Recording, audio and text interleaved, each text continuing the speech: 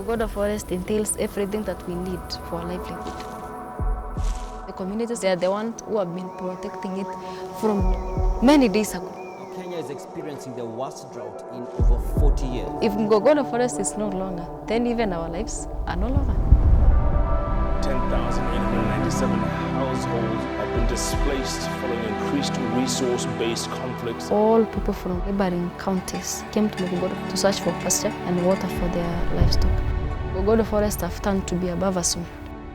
It's also leading to civil strife as shepherding communities battle each other for scarce resources. Tulipoteza askari wengi, kuacha kazi ati nilitia uoga sana, naacha kazi nilipigwa huko, niende nifanya kazi kwingine. Kama tu nifanye ni protect jamii yangu pamoja na msitu. Globally, we are looking at more than 2 billion hectares of land which have been degraded. The Restoration Initiative is a 9-country project, and the key purpose of the Restoration Initiative was to transform degraded lands for the people as well as for the environment.